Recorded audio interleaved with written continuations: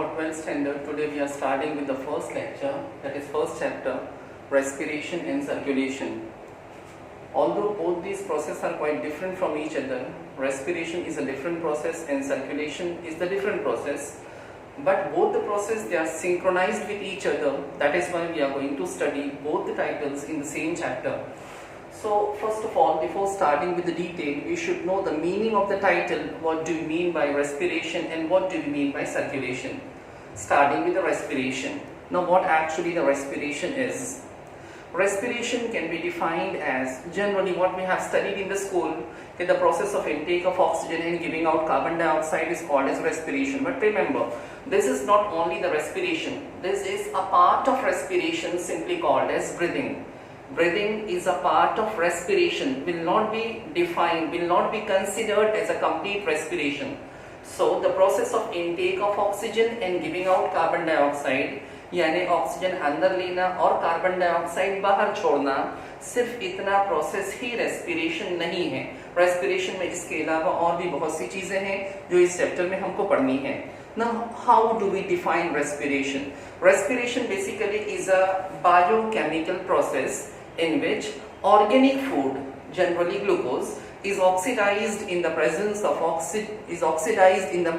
oxygen to liberate the energy. The energy which comes out is stored in the form of ATP. This is a very common and simple definition for respiration. Later on we will study the detail of respiration in this chapter.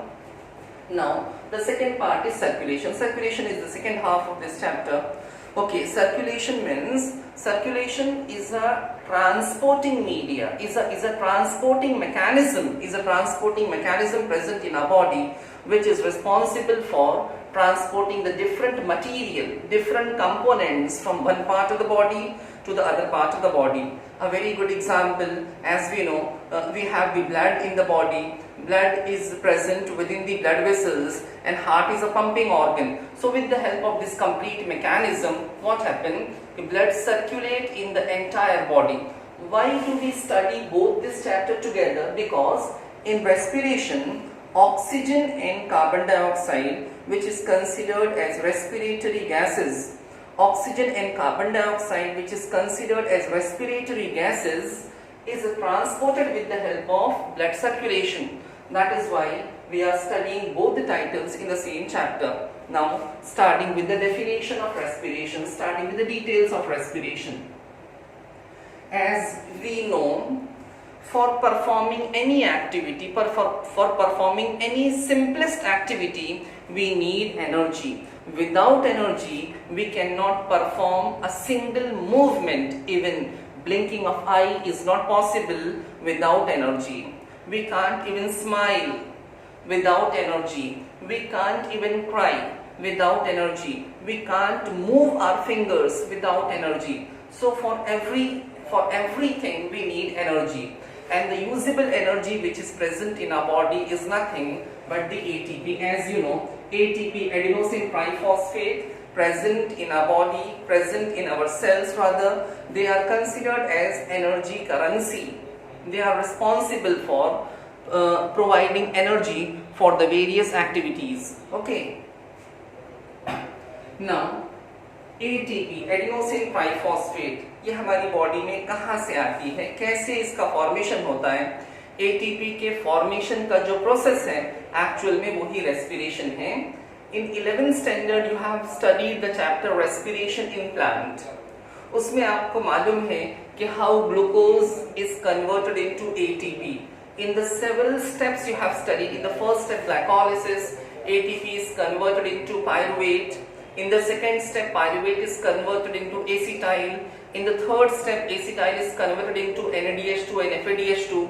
Then NADH2 and FADH2 in the last step is finally converted into ATP. So you have studied 4 sequential stages in respiration, 11th standard. उसमें पहला था glycolysis, दूसरा था acetylation, तीसरा था Krebs cycle और चौथा था ETS. तो ये चारों मैकेनिज्म आपने 11th में पढ़े हैं. By the way, रेस्पिरेशन का डेफिनेशन हमको समझना है बच्चों. रेस्पिरेशन इज इंट्रासेल्युलर प्रोसेस, मतलब ये हमेशा सेल के अंदर होता है। जो एक्चुअल रेस्पिरेशन है, जिसे हम सेल्यूलर रेस्पिरेशन कहते हैं, इंटरनल रेस्पिरेशन कहते हैं, वो सेल के अंदर होता है। सेल के अंदर, एग्जांपल ये सेल है, अभी सेल के अंदर रेस्पिरेशन होगा, सेल के अंदर रेस्पिरेशन होगा। If this is a cell, अभी सेल के अंदर glucose, generally glucose, in the absence of glucose even lipids and protein can also be used, but at present we are considering glucose because it is the most common substrate, it is the most common thing which is used in respiration, right? अभी हमारी cell में glucose कहां से आया? Cell में glucose कहां से आया? आपको थोड़ा याद करना होगा, 11th स्टैंडर्ड में आपने ह्यूमन न्यूट्रिशन वाला चैप्टर पढ़ा था। ह्यूमन न्यूट्रिशन वाले चैप्टर में if you remember, when we consume carbohydrate, generally we eat starch, हम स्टार्च खाते हैं, चावल है, आलू है, जिसमें स्टार्च प्रेजेंट है। स्टार्च डाइजेस्ट होके बनता है माल्टोज, माल्टोज डाइजेस्ट होके बनता है ग्लूकोज। हम कोई भी कार्बोहाइड्रेट कंज्यूम करते हैं, जनरली डाइजेस्ट होके ग्लूकोज बन जाता है, और वो ग्लूकोज जो हमारे एलिमेंट्री कैनाल में फॉर्म होता है, ब्लड में एब्जॉर्ब होता है, फिर सेल में उसका इम्बिबिशन होता है, सेल में वो एसिमिलेट होता है बाय द वे। तो ग्लूकोज हमारी सेल में आता है बाय मींस ऑफ न्यूट्रिशन, जो आपने 11th स्टैंडर्ड में पढ़ा था। हमने जो खाना खाया, उस खाने के थ्रू हमारी सेल को ग्लूकोज मिल गया। अभी सेल को ग्लूकोज मिला है, सेल को ग्लूकोज मिला है, right? Now this glucose will be considered as a, I mean you can say it is a potential of the cell as far as energy is concerned। इससे energy बन सकती है, मगर ये खुद एनर्जी नहीं है।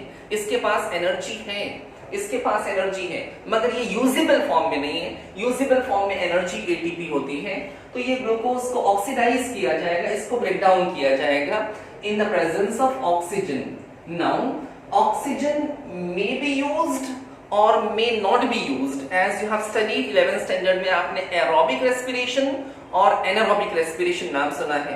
अगर ऑक्सीजन यूज होगा generally in all the higher organism including all the plants and all the animals, they use oxygen।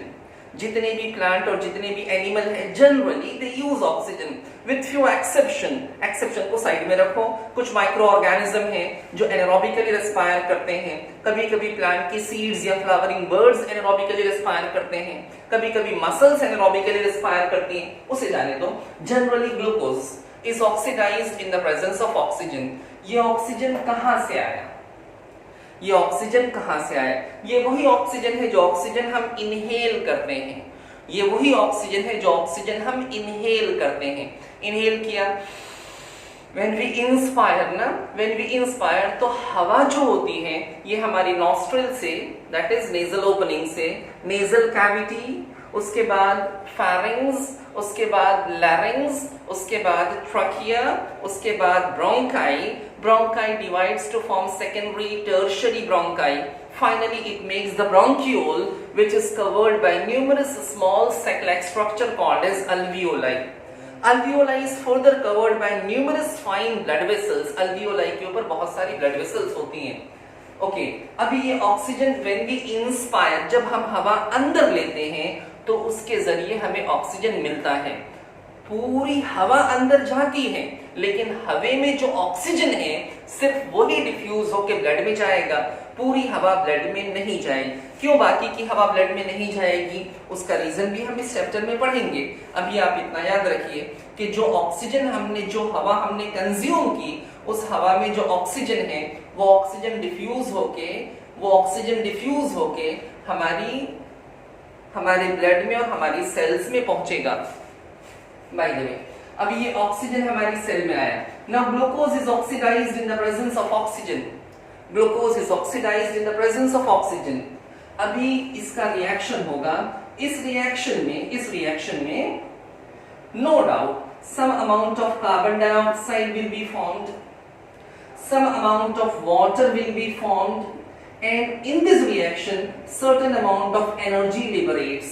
इस रिएक्शन में ग्लूकोज में जो एनर्जी थी वो एनर्जी रिलीज हुई। ये एनर्जी जो रिलीज हुई है, ये एनर्जी वेस्ट ना हो जाए, ये एनर्जी बेकार ना चली जाए, जाया ना हो जाए, इसलिए इस एनर्जी को स्टोर किया जाएगा इन द फॉर्म ऑफ एटीपी। इस एनर्जी के थ्रू एटीपी का फॉर्मेशन होता है। तो बच्चों ग्लूकोज का एक मॉलिक्यूल जब ऑक्सीडाइज होता है, ग्लूकोज का एक मॉलिक्यूल जब ऑक्सीडाइज होता है तो ग्लूकोज के एक मॉलिक्यूल के ऑक्सीडेशन से 38 ATPs का फॉर्मेशन होता है। 38 ATPs प्रोवाइडेड अगर ऑक्सीजन है तो। That means in aerobic respiration one molecule of glucose is capable of making 38 molecules of ATP. Okay, तो ये सेल के अंदर होने वाला रिएक्शन है, ये सेल के अंदर रिएक्शन हुआ। ओके, अभी इस रिएक्शन को we can write exactly in the form of equation. इसका इक्वेशन, रेस्पिरेशन का जनरल इक्वेशन क्या है? Glucose that is C6H12O6 glucose is oxidized in the presence of 6 molecules of oxygen. एक ग्लूकोज को ऑक्सीडाइज करने के लिए 6 ऑक्सीजन मॉलिक्यूल की जरूरत पड़ती है। This makes 6 molecules of carbon dioxide plus 6 molecules of water plus 38 molecules of ATP. इससे 38 ATPs का फॉर्मेशन होता है। ये रेस्पिरेशन का ओवरऑल इक्वेशन है।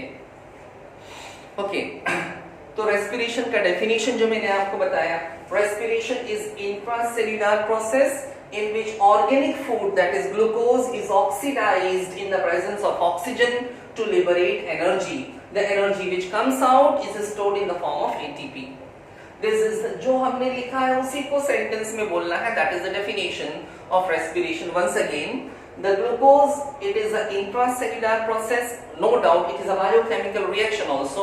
It is intracellular process. It is a biochemical reaction in which glucose is oxidized in the presence of oxygen to liberate energy. The energy which comes out is stored in the form of ATP. So this is the overall equation for respiration. Now what is the significance of respiration? बच्चों, respiration जैसे मैंने पहले ही कहा कि respiration के बिना कोई भी एक्टिविटी परफॉर्म करना पॉसिबल नहीं है। वन सिंपलेस्ट एग्जाम्पल, आपका मोबाइल बिना चार्जिंग का अगर बैटरी 0 है तो it is of no use. Similarly अगर आपकी बॉडी में एटीपी नहीं है तो आप भी किसी काम के नहीं हैं, यानी आप कोई भी फिजिकल एक्टिविटी नहीं कर सकते। इवन एट रेस्ट, जब हम रेस्ट कर रहे होते हैं तो भी हमारी बॉडी के अंदर के कुछ मैकेनिज्म चल रहे होते हैं, उसके लिए भी we need energy, we need ATP ना। अभी इसको पूरा समराइज करके मैं आपको वापस से एक बार समझाता हूं। Listen carefully.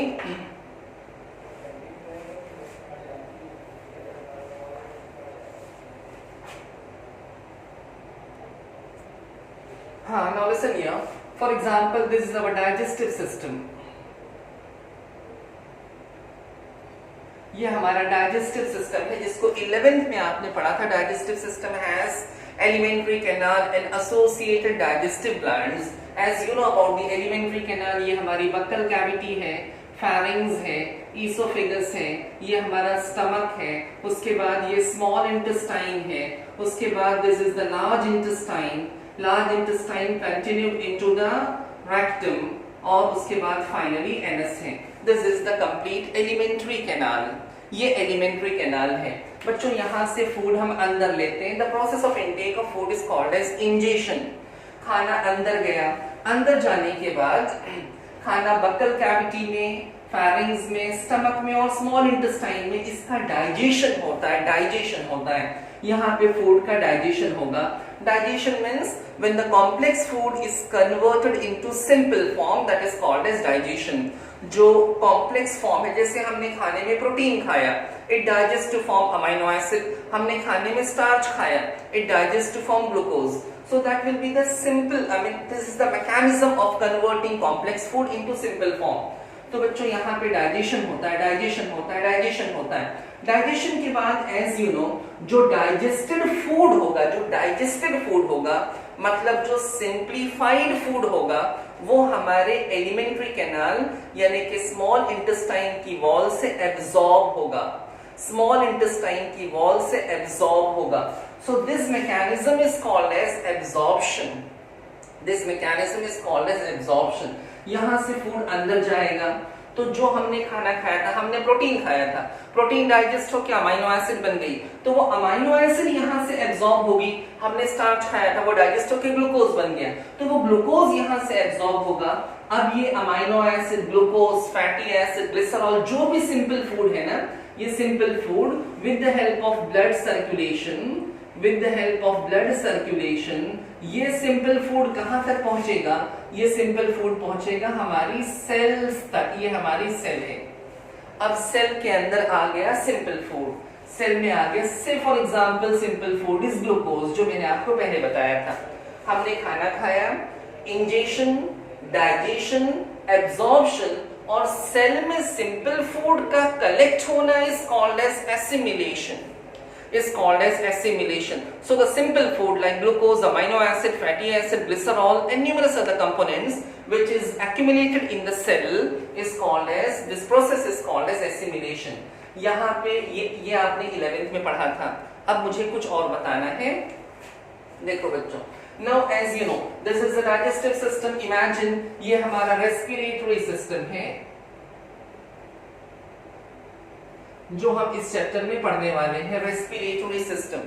ये हमारा रेस्पिरेटरी सिस्टम है।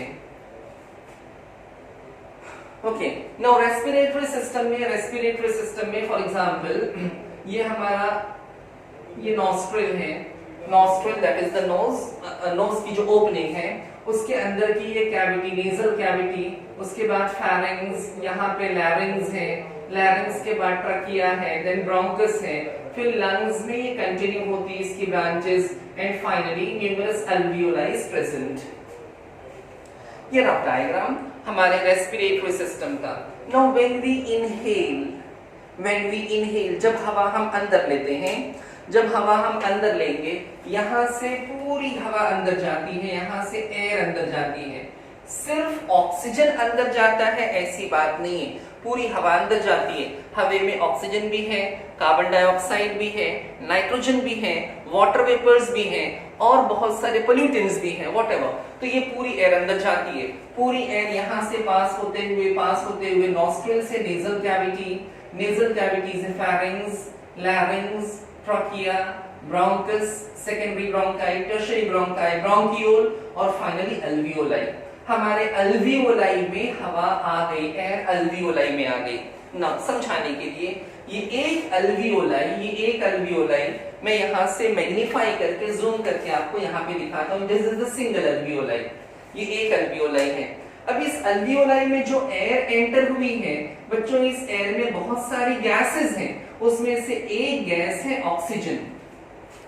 इस अल्वियोलाई में जो एयर एंटर हुई है उसमें कार्बन डाइऑक्साइड भी है, नाइट्रोजन भी है, वाटर वेपर्स भी हैं और बहुत सी दूसरी गैसेस भी हैं। इसमें ऑक्सीजन भी है, नो व्हाट हैपन, अभी इस अल्वियोलाई के बाहर ना ब्लड कैपिलरीज होती हैं, अल्वियोलाई के बाहर ब्लड वेसल्स होती हैं, ब्लड कैपिलरीज होती हैं। तो जो और ब्लड, ये ब्लड कैपिलरीज के अंदर क्या है?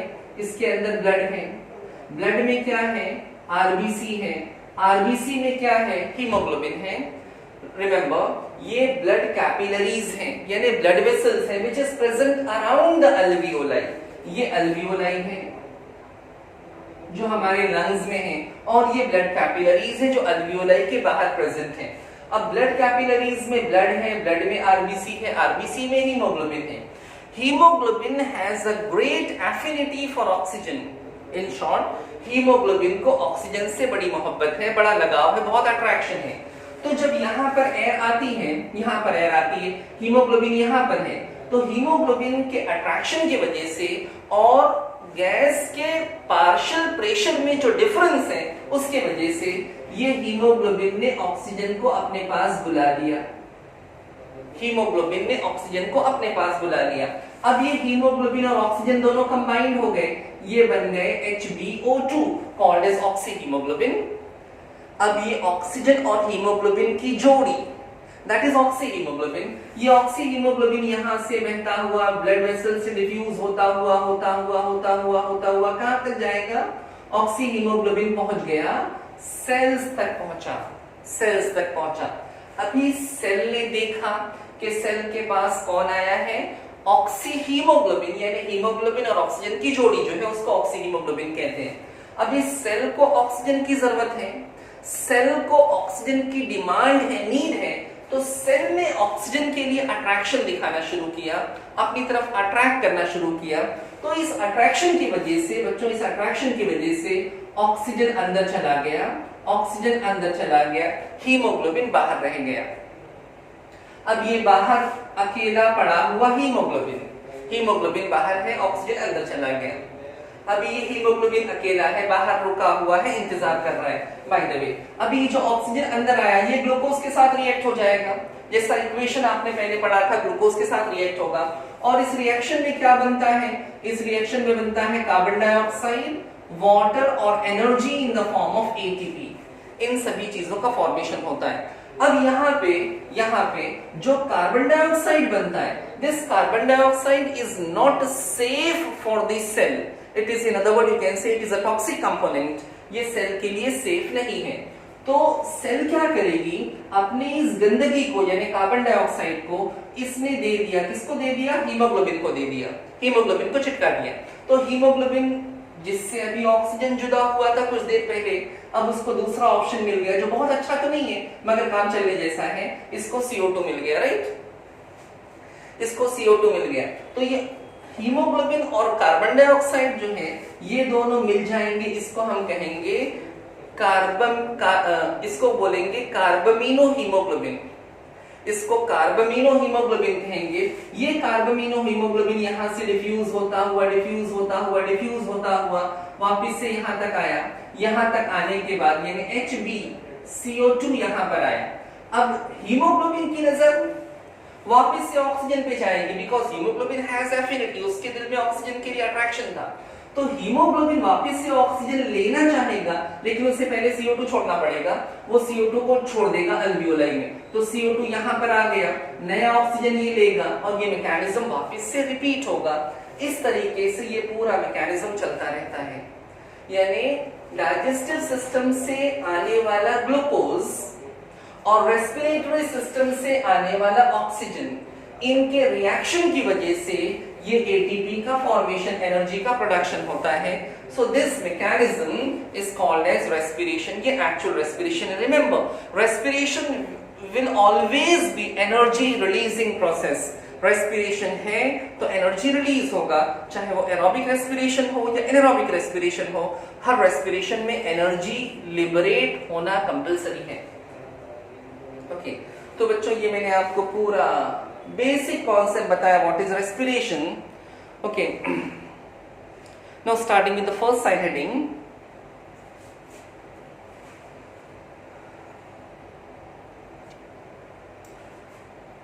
Okay, so now starting with the first side heading, organs of respiratory exchange. Organ of respiratory exchange means वो organ जो गैस के एक्सचेंज करने में मदद करते हैं, वो ऑर्गन जिनकी मदद से गैस एक्सचेंज होता है उसे हम कहते हैं organ of respiratory exchange. For example, हमारे लंग्स में जो अल्वियोलाई है, उस अल्वियोलाई की जो मेम्ब्रेन है, that is a organ of gaseous exchange. अलग अलग ऑर्गेनिजम्स में अलग अलग टाइप के सरफेस होते हैं। अब कोई भी ऑर्गेनिज्म हो, उसकी कोई भी सरफेस हो जहां से गैस एक्सचेंज होती है, ऐसा आप जानते हैं। कुछ ऐसे एनिमल्स हैं जो स्किन के थ्रू गैसियस एक्सचेंज करते हैं, कुछ ऐसे ऑर्गेनिजम्स हैं जिनमें गिल्स के थ्रू रेस्पिरेशन होता है, हाई ऑर्गेनिज्म में लंग्स के थ्रू रेस्पिरेशन होता है, कुछ अपनी सेल मेम्ब्रेन से रेस्पायर कर लेते हैं। बाय द वे, उसके क्या फीचर्स है? ऑर्गन ऑफ रेस्पिरेटरी एक्सचेंज के 3 बेसिक फीचर्स याद रखिए आप। पहला फीचर है लार्ज सरफेस एरिया, कि जो भी सरफेस हो जहां से भी एक्सचेंज होने वाला है उसका सरफेस एरिया ज्यादा होना चाहिए। जितना ज्यादा सरफेस एरिया होगा, एक्सचेंज होने की प्रोबेबिलिटी, एक्सचेंज होने के जो चांसेस हैं वो उतने ही ज्यादा होंगे, उतने ही मैक्सिमम होंगे। अगर सरफेस एरिया बहुत ही कंसाइज होगा तो ऑब्वियसली एक्सचेंज ऑफ गैस जो होगा वो बहुत कम होगा। सेकेंड थिंग, जिस सरफेस से एक्सचेंज हो रहा है वो सरफेस थिन होना चाहिए, वेस्क्युलर होना चाहिए और परमिएबल होना चाहिए। तीनों का मतलब एक एक करके बताएं। थिन होना चाहिए, थिन होना चाहिए इन द सेंस, जैसे आपने 11th में पढ़ा था कि हमारा जो अल्वियोलाई है, alveoli is made up of single layer of squamous epithelium. It is made up of single layer of squamous epithelium, that is flat epithelium. अगर यहाँ पे क्यूबॉइडल या कॉलमनार एपिथेलियम होता तो वो सरफेस जाड़ी हो जाती, अगर वो सरफेस थिक हो जाती तो गैसियस एक्सचेंज, यहाँ से जो गैस को डिफ्यूज होना है, अंदर बाहर होना है, वो पॉसिबल नहीं होता। तो जो भी रेस्पिरेटरी सरफेस होगी, जो भी सरफेस होगी, उसका थिन होना जरूरी है। जितनी थिन होगी उतनी ही आसानी से गैस डिफ्यूज होगी। The second thing, it should be vascular. It should be highly vascular. Vascular in the sense it is richly supplied with the blood vessels. इसमें बहुत सारी ब्लड वेसल्स होती हैं, बहुत सारी ब्लड वेसल्स होती हैं। अभी इसमें कहाँ पे ब्लड वेसल है बच्चों? इसके बाहर ना, इसके बाहर पूरी ब्लड वेसल की नेटवर्क है, इसके बाहर पूरी कैपिलरीज होती है, ये पूरा हर तरफ कैपिलरीज से कवर्ड होता है। तो it is totally covered by capillaries. क्यों कैपिलरीज से कवर होना जरूरी है? बिकॉज जो ऑक्सीजन अल्वियोलाई में आता है वो ब्लड के साथ डिफ्यूज हो सके, ऑक्सीजन डिफ्यूज हो सके, CO2 डिफ्यूज हो सके, तो डिफ्यूजन के लिए ब्लड कैपिलरीज का होना जरूरी है। जितनी ज्यादा ब्लड कैपिलरीज होंगी उतनी ही आसानी से एक्सचेंज ऑफ गैसेस होगा। तो always it should be vascularised, highly vascular होना चाहिए। And third thing, permeable. Permeable मतलब जिसमें से ऑक्सीजन और CO2 डिफ्यूज हो सके, आ जा सके। अगर ये मेम्ब्रेन भले से थिन होती लेकिन इम्परमिएबल होती, इम्परमिएबल मतलब जिसमें से डिफ्यूजन इज नॉट पॉसिबल, तो ऑक्सीजन और CO2 का डिफ्यूजन हो ही नहीं सकता था। तो ये तीनों उसके फीचर्स हैं। And the last point is surface should be moist. जिस सरफेस से गैसियस एक्सचेंज होने वाला है वो सरफेस मॉइस्ट होना चाहिए, वो नम होनी चाहिए, गीली होनी चाहिए। अगर गीली होगी तो ही ऑक्सीजन उस पे ट्रैप होके अंदर की तरफ एब्जॉर्ब होगा। As you know, the organism which respire with the help of skin, जैसे फ्रॉग या फिर कोई भी एम्फीबियंस है, उनकी स्किन हमेशा मॉइस्ट रहती है। क्यों? क्योंकि उनको स्किन से रेस्पायर करना है। So these are the features as far as respiratory, surface or organs of respiratory exchange is concerned. अभी गैसियस एक्सचेंज प्लांट्स में भी होता है। एक छोटा सा पैराग्राफ दिया है प्लांट के बारे में, 3 पॉइंट के फॉर्म में मैंने लिखा, एक्सप्लेन कर दूं। अभी प्लांट में भी तो गैसियस एक्सचेंज होता है। बेटा प्लांट में गैसियस एक्सचेंज कैसे होता है? देखो, मैक्सिमम प्लांट जो हायर प्लांट्स हैं उनके लीव्स में, उनके यंग स्टेम में और in some other part also they have the minute perforation called as stomata. They have the minute perforation called as stomata. आपने नाम सुना होगा, प्लांट की लीव्स के वेंट्रल साइड में बहुत सारे स्टोमाटा प्रेजेंट होते हैं। Stomata is the opening meant for gaseous exchange. Just like we have the nostril, just like we have the opening meant for gaseous exchange. इसी तरह से प्लांट के लीव्स में स्टोमाटा होते हैं जो गैसियस एक्सचेंज के लिए रिस्पॉन्सिबल हैं, राइट? अभी क्या होता है, जैसे एग्जांपल ये प्लांट की लीफ है, लीफ का सेक्शन है, यहाँ पे स्टोमाटा है, यहाँ पे स्टोमाटा है, यहाँ पे स्टोमाटा है। तो बच्चों ये ओपनिंग्स जो है वो स्टोमाटा है। स्टोमाटा के अंदर ना यहाँ पे बहुत सारे एयर स्पेस होते हैं, यहाँ पे एयर चैम्बर होते हैं और ये चैम्बर आपस में कनेक्टेड होते हैं, ये आपस में, ताकि अंदर आया हुआ ऑक्सीजन, अंदर आया हुआ ऑक्सीजन एयर स्पेस के थ्रू डिफ्यूज होता हुआ प्लांट के दूसरे पार्ट में पहुंच सके। तो अंदर की तरफ एयर स्पेस होती है which helps in gaseous exchange, which helps in intake of oxygen and liberating carbon dioxide for respiration. Even it helps in gaseous exchange during photosynthesis also. Now, the next point given here is aerated soil. अगर एक ऐसी soil है जो aerated है, aerated मतलब जिसमें sufficient amount of air present है, अगर एक एरेटेड सॉइल है जिसमें sufficient amount of air present है,